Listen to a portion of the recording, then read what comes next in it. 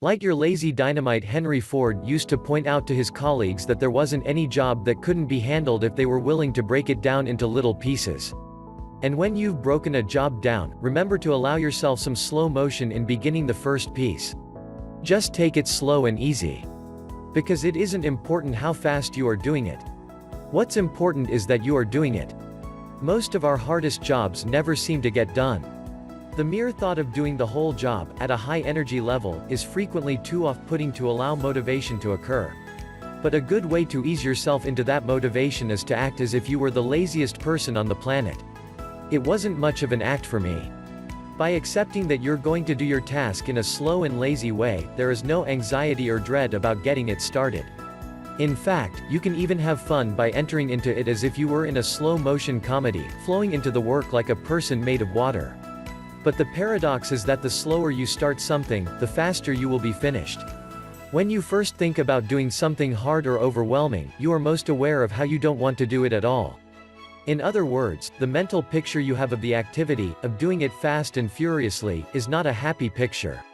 So you think of ways to avoid doing the job altogether. The thought of starting slowly is an easy thought. And doing it slowly allows you to actually start doing it. Therefore it gets finished. Another thing that happens when you flow into a project slowly is that speed will often overtake you without your forcing it. Just as the natural rhythm inside you will get you in sync with what you are doing. You'll be surprised how soon your conscious mind stops forcing the action and your subconscious mind supplies you with easy energy. So take your time. Start out lazy. Soon your tasks will be keeping the slow but persistent rhythm of that hypnotic song on Paul McCartney's Red Rose Speedway album, Oh Lazy Dynamite. The dynamite is living inside you. You don't have to be frenzied about setting it off. It lights just as well to a match struck slowly. Choose the happy few, politely walk away from friends who don't support the changes in your life.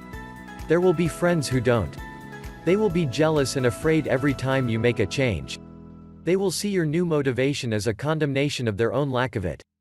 In subtle ways, they will bring you back down to who you used to be. Beware of friends and family who do this. They know not what they do. The people you spend time with will change your life in one way or another. If you associate with cynics, they'll pull you down with them.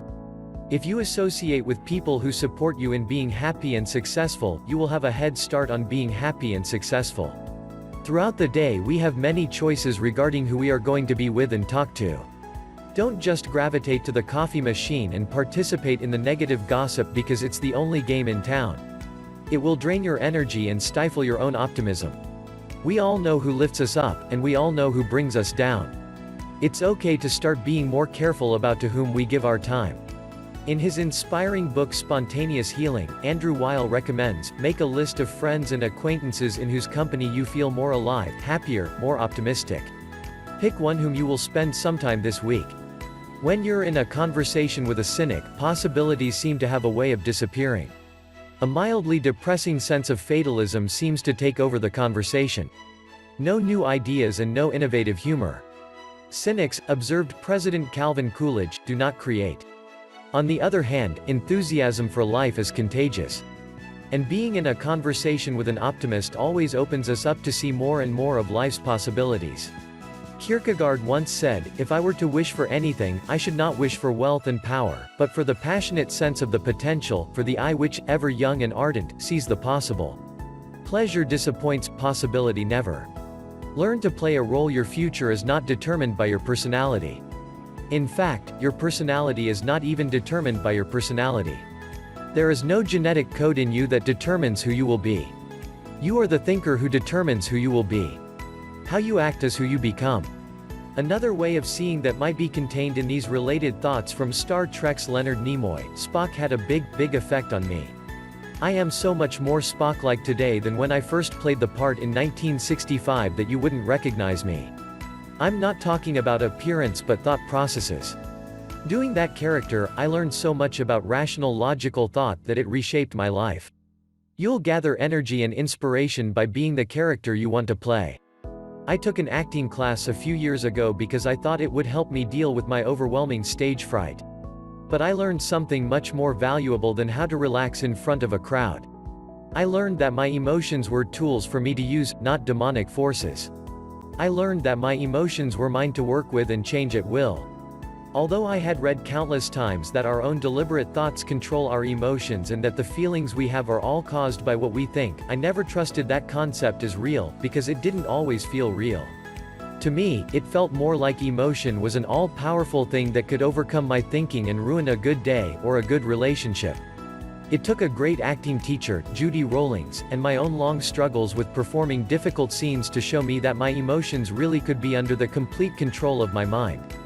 I found out that I could motivate myself by thinking and acting like a motivated person, just as I could depress myself by thinking and acting like a depressed person.